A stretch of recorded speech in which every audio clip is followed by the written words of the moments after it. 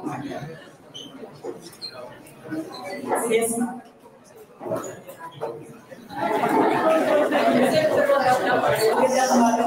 Ganda niyo po, first. Ano po yung hiniling niyo sa Diyos ay yung pagsisimba ninyo tungkol sa your personal life at saka sa country report dahil sa nangyayari niyo? Yes, so dalawa lang po yung dasal ko kanina, ma'am. Personal ko, para sa akin, wala. Humiling lang po ako na magandang kalusugan para kay dating Pangulong Rodrigo Duterte para malampasan niya yung kaso doon sa detention unit at sa ICC. At dinasal ko din po na sana siya ay mabigyan ng interim release o kundi man total freedom mula sa kaso. At yung dasal ko po para sa bayan is a peaceful and prosperous Philippines and peace and comfort. Yep, 八戒！喺八戒，每一份新鮮嘅背後，都有一班仙級專員幫緊你，幫緊你。八戒領先全港，係唯一擁有自家食物安。For every Filipino, po yung isa ko kanina umaga. Tungkol po sa nalalaman po natin na napakalaking nangyayari about sa control of corruption. Ano po yung masasabi niyo? Nakakalungkot po ba? Dahil ang corruption po ay problema na natin. Noong mayor pa po ako, una po ako naging mayor 2010. Panahon po yun ni dating Pangulong Aquino. At bumalik po ako na una po ako naging public official is 2007.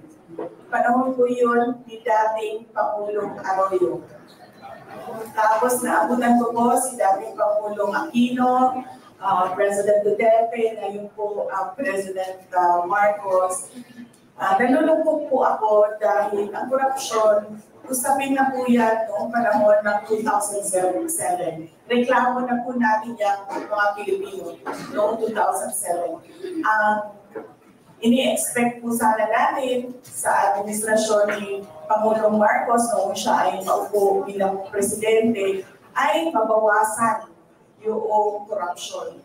Dahil nakakaabala siya unang-una sa mga tao, sa mga negosyante, and syempre sa kaularan ng bayan.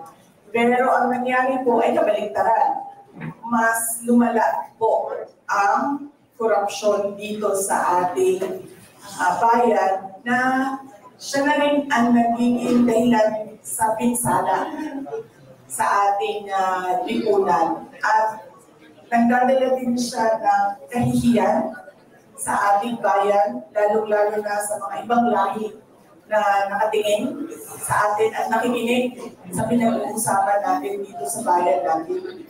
At syempre na yung hindi natin maabot yung kaunlaran na pinapangarap natin para sa ating Pilipinas, mahal na Pilipinas, dahil sa korupsyon.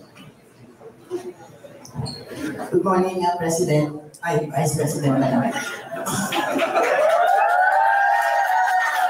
Para ko sa akin sa akin kanina yung interim release ni Captain Dong, kung saan po ang ating? Nag-file po ng interim release in defense team ni dating Pangulong Rodrigo Duterte. Nakahanap po sila ng isang bansa na tatanggap, third country na tatanggap kay Pangulong Duterte. Lahat po ng kinakailangan para suportahan yung kanilang petition for interim release ay sinabit na po nila at na-deny po yung interim release. Ngayon, ang hakbang naman ng defense team ay nag-file din sila ng appeal. Tapos, nagsubmit na po sila ng bago pang mga supporting documents na nagsasabi na wala po kay dating Pangulong Rodrigo Duterte yung mga risk factors sa pagbibigay ng interim release. Ang risk factors po, unang-una, flight risk, ibig sabihin magkatago. Pangalawa po ay mag-threaten o mag-intimidate ng mga witnesses, hindi po galing ni dating Pangulong Rodrigo Duterte yun. Nakita na po natin na merong mga investigasyon noon dito sa ating bayan. Nag-investiga si Commission on Human Rights, si Lima, nag-investiga ang Senate, yung pinatawag nila si Trillanes at ang kanyang mga testigo. Wala pong nanakot, walang nangyaring masama sa kanila. So, makikita po natin na hindi ganyan yung behavior ni dating Pangulo Duterte. In fact, sinasabi na lagi, pabayaan ng mga tao na magtanong, pabayaan na magbukas ng investigasyon. At ngayon, nag-cooperate siya sa International Criminal Court. At yung pangatlo po na risk factor ay yung posibleng pagpapatuloy ng paggawa ng krimen. So, wala po sa kanya lahat yun. So, yun po yung inuulit ng defense team sa kanilang appeal at naglagay po sila ng iba pang mga supporting documents. Good morning, JP. Panagiri of TWIC. Reaction niyo po muna, pilit na shift yung investigation dinadala sa flood control projects daw sa Davao. Plus, second, ano po ba yung mga sistemang pinatupad at pinapatupad ng pamunaan ng Duterte at puro walang negative reaction from your constituents sa Davao with regards to flood control and infra projects dun sa inyo? Una-una po ma'am, hindi na kami nagugulat na pilit na ininibigit yung flood control corruption kay dating Pangulong Rodrigo Duterte at kay Senator Bongo. Kasi sinasabi ko nga noon pa na unang-una, yung nangyayari ngayon, hindi na po ito usapin ng 2025 budget. Dahil ang 2025 budget ay ginakaw na, wala na yun. Ang usapin ko ngayon ay yung 2026 budget, 2027 budget, at 2028 budget. At yung mangyayaring eleksyon sa 2028. So kung i-tagpig natin yun, yung ginagawa nilang pag-atake sa dating Pangulong Rodrigo Duterte at kay Senator Bongo, gusto lang din nun na matamaan yung ako. Dahil paniwala nila at siguro pakiramdam nila, isa ako sa mga kandidato na pagkapangulo sa 2028.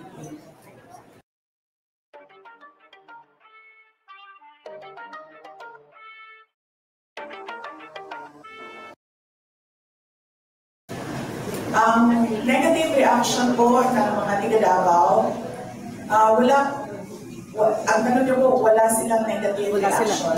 Opo. Wala silang negative reaction dahil sa Davao po, transparent po yung pag-i-implement ng projects. Yung mayor po, nagsasabi siya na ito yung plano natin para sa isang taon. Tapos after 1 year, nagsa-state of the city address siya at sinasabi niya rin, ito yung mga hindi nasunod, ito yung mga nasunod ng plano, at ito yung mga hindi nagawa at bakit hindi sila nagawa. Nagagawa po namin na ipaliwanag sa mga tao kung ano po yung mga projects at ano po mga dahilan kung bakit sila na-i-implement at hindi sila na-i-implement. So, Good morning po, Madam Vice President. Sa latest Pulse Asia survey, 69% or roughly 7 out of 10 Filipinos ay dissatisfied or critical of the government's anti-grammar corruption campaign. Nakalagay po ninyo ano ang inyong view? Ano po inyong bakit? Dahil po kasi unang-una, mabagal yung action ng Office of the President sa corruption. Puro lang po salita ang ginagamit. Kung nakikita po ninyo, noong 2024, nagsabi na po ako na may problema sa budget dahil ang budget ay hinahawakan ng 2 tao lang. At totoo po yun. Wala na pong nangyayaring balik-up. Dahil pinag-uusapan na lang yun at pinag-hati-hatian. Pero wala siyang ginawa. Wala man lang siyang sinabi, wala siyang komento. Tapos, nagkaroon ng SONA na palagay ko gusto nilang magpapogi pa sa taong bayan, sa nakikita at sa reklamo ng taong bayan. Palagay ko gusto nilang magpapogi, nagsabi na mahiya naman kayo, hindi nila naisip na yung sinabi nila ay babalik sa kanila. At yun na rin yung sinabi ko na ang korupsyon na nagiging dahilan sa pinsala, sa mga pagbaha, sa perwisyo sa mga tao. At nakikita natin na walang action at walang ginagawa. Meron lang investigasyon, pero palagay ko, ang hinahanap ng tao ay sabihin niya na itong mga congressman na ito, sila yung dahilan ng mga corruption sa loob ng House of Representatives. At palagay ko, hindi din niya masabi dahil aabot siya sa sarili niya, sa Office of the President. Dahil pumirma po siya ng budget Pag pumirma ka po ng budget at sinabi po niya, binasa niya, page per page, 5,000 pages ang budget. So, ibig sabihin, nakita ko yung insertion. Pero wala kang ginawa. Wala kang at all man lang sinabi sa taong bayan na aalisin ko ito dito sa 2025 budget dahil insertion ito ng mga senador, insertion ito ng mga members of the House of Representatives. Wala po siya ginawa. Yun po yung galit ng mga tao.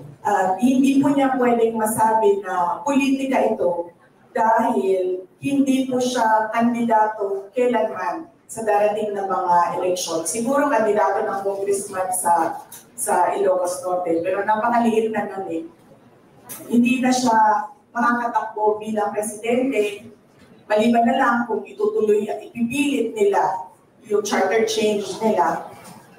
So, ibig sabihin, hindi ito politika. Ito yung panghihingi ng mga tao sa kailangan mo gawin bilang Pangulo.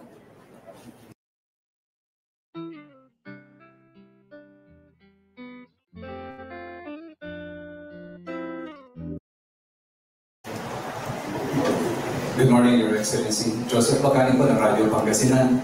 Ma'am, how do you assess the ongoing investigation so far of the ICI? Una-una, sir, hindi ko po alam kung bakit meron pa investigation ang ICI. Kasi napakadali naman nun Ilan po ang confidential, ilang bilyon ang confidential funds ng Office of the President. Sila lang sa loob ng kanilang opisina magagawa nila na mag-case build-up gamit ang resources ng Office of the President. At i-file nila yun, diretso, sa ombudsman o kung saan man na korte. Pero bakit kailangan pa niya magbukas ng ICI, ng komisyon? Bakit kailangan pa niya magbukas ng komisyon? Paniwala ko, sa basa ko, sa tingin ko, sa ginagawa niya, gusto niya magbukas ng ICI, tapos, syempre, dahil hindi naman natin alam ang usap-usapan doon sa ICI, in fact, meron na nga umalis doon sa ICI dahil ang pakiramdam niya ay kinokontrol yung investigasyon. Nagbukas sila ng ICI para kung ano man yung investigation report ng ICI, yun na yung official na kwento ng nangyaring korupsyon. At yun ang i-feed nila sa mga tao at sasabihin nila na ito yung kwento at ito yung mga kailangan natin gawin, mga responsible. That way, ikaw na mamamayan, hindi mo na ma-dispute, hindi mo na ma-contract yung results dahil sasabihin niya, hindi, legitimate yan. Nagawa ako ng komisyon, nag-imbestiga ang komisyon, merong lumabas na commission report. So paniwala ko, nililegitimize nila yung kwento na gusto nilang lumabas. Last question. Good morning po, ma'am. Ba't sa talo po ng energy from Talupan? Napakita ko din ng kanina ombudsman, ma'am. Matanaw natin yung bago naging ombudsman, pinag-uusapan tungkol sa atin, any comments, ma'am? Opo. Sa usaping salian naman po, hindi ko po alam kung bakit meron silang orders na ano ba yun, pwede nang kunin ang salian. Dati pa naman po pwede kunin ang salian eh. Matter of hihingi ka sa ombudsman, magsusulat ka, mahingi ng salian ng tao na yan. At bakit ko nasabi na dati pa yan? Dahil dati pa lumalabas ang salian ko sa PCIJ, sa Philippine Center for Investigative Journalism. At hindi lang sa kanila ha, sa iba pang mga media outfit, lumalabas yung salian ko. In fact, si Trillanes nga, may kopya nga ng salian ko. So, hindi ko alam kung ano yung show nila, kung bakit kailangan pa nilang sabihin ngayon, pwede nang kunin ang salian. Tagal na po pwede kunin yan. Pinag-aaralan ko po kung bakit gumawa pa sila ng ganitong kwento na pwede nang kunin ang salian. At sigurado ako meron na naman yung dahilan, may motibo. Okay, that's it, ma'am, for the questions. Yay! Salamat na kain na tayo. Maraming salamat. At sa mga kasamahan ko sa Office of the Vice President, unang-una ay congratulations sa inyo dahil hindi kayo natulog